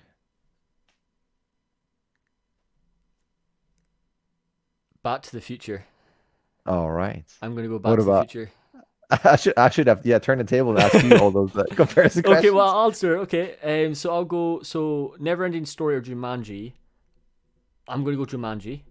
Okay. Terminator. I'm gonna go with. Mm-hmm. Only thing about ET is I'm a diehard Spielberg fan. Mm-hmm. Um, I'm not a fan. I'm not the biggest fan of the new Ghostbusters. Mm-hmm. Some of them I don't mind. That's the hardest one I would say of all of them. Because Ghostbusters 1 is up there. It is incredible. It's so good. E.T. though. Because E.T. was like childhood. Like the first Halloween scene dressed up as Yoda. Oh, so good. I'm going to go against you. I'm going to go E.T. All right. And the reason why is just because of it felt so actual. Like when I was younger, it felt like it could actually be real. Like it felt like it was. It was a film. The way he shoots his films, and it's the reason why movies has always been my favorite thing. It's like Spielberg always makes you think. Like when he filmed Jaws, the reason why we love Jaws is because we never saw the shark. It's like his ability to draw you in, yet he's technically not doing that much. And I think that's just magical on his side of things. Like the movies that he's done, some interesting films that he's done over the years that I've questioned. But then again, that's also like one of the main phrases that he says is that the film that he considers his best achievement is what everyone considers his worst. And which is it's interesting, which I completely agree with. Like you should obviously, like it's always nice doing things that are completely outside the box. No, but thanks for asking. I appreciate that. So the last question of the whole podcast, I ask every single guest: favorite cartoon as a kid. Favorite cartoon as a kid.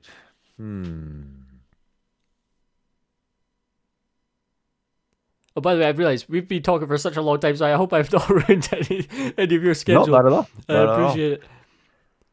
Favorite cartoon. Oh, that's a tough one, but it's always Are you a cartoon kinda person? Where are you a yeah, cartoon? but it's always kind of like here and there, kind of, it's not like watching every episodes, but I think I don't know what it's called in English. Les Chevaliers du Zodiac, Saint Seiya, the soldiers, what are the knights of what are they called? Hold on. Oh, the Les anticipation, folks. Prepare yourselves. Chevaliers du Zodiac. What's that in English? Saint Seiya, Knights of the Zodiac. I was Ooh. really, really into that one. I mean, I've you know, never like, heard of this. don't I'm get me gonna have wrong. Tom and Jerry, to. Mm-hmm. classic. Like I love Tom and Jerry. Yeah, Warner Brothers stuff. I mean, there's so many. Dragon Ball as a kid. that's Watched a been lot a of big those. one on the podcast. Probably about 30 guests have said Dragon Ball. Yeah, No there joke, is a lot of Dragon Ball fans. there's one that I really like, but I never remember the name. It's more like a yeah, it's hard to describe. I would probably say, man, it's a tough one. Like I loved Inspector Gadget. I Yeah. mean, there's someone in German. Mm-hmm. That probably no one would know. Like there's so many, but if I had to pinpoint one that I always liked, I don't know. I would say Knights of the Zodiac, but Tom and Jerry is really Knights of the Zodiac. No, goes that's up there. awesome. Inspector Gadget. Another one on the list, man. Another one on the list. I'll make sure to check it out. There's so many. I'm sure there are many that I forget that I actually watched. If you would tell me, like, oh yeah. Yeah, you'll go back. I don't know. You'll be like Hmm. going to sleep tonight. You're like, oh wait, I should have said this. But funny enough, because you're talking about movies, and we're spending a lot of time on movies here, Mm-hmm. and like there's one movie for some reason I always go back to was every time I talk about Star Wars Mm-hmm. in terms of that moment where we linger. Obviously, there are many movies where we linger on people, but every time I talk about that, a movie that pops into mind that is so good, where it's you do linger, especially also with the music and just the shots, is Moonlight. I want to Ooh. make sure. Don't remember. Barry, who directed it? Yes, Barry Jenkins. I had to Google. Sorry, I had to Google that It's one. okay. That's the great thing about editing. I can wherever I need to edit, I can. No, no, don't need to edit it out. But Moonlight is so good, and just in terms of lingering shots and the emotional heft behind the performances, the subject matter, the music. Like that's why I'm saying like there are movies back in the days, 70s, 80s, and obviously there's some great ones, and the where just classics where you're like they're really, really good. But then Mm-hmm. they have movies like Moonlight where it just like is so good, and I don't know. There's so many good movies out there, and that just always kind of lingers in my brain for so many reasons. There's so many things: cinematography, acting, and music in that movie. So Yeah, good. Anyway, I want to throw that one out there. that's awesome. Jean-Denis, it's been an absolute pleasure talking to you. Likewise, thank you. It was a lot of fun. Man, thank you so much for coming in on this show. It's been a blast. It's so cool having the chance to just geek out about movies for a good half an hour and then all It's the other great. great topics. It's so awesome. Here, I need to start a podcast that's literally just movies. If you want to be the co-host, let me know. That'd be great. Oh, I like that. That's a great idea. That'd be such a great idea. But most importantly, folks, go check out his work. Go give him a follow. Go subscribe to his channel. He's done so much for animators. So if you guys are an animator and you've been listening and you're looking for one of the main guys to go check out, go subscribe to his channel.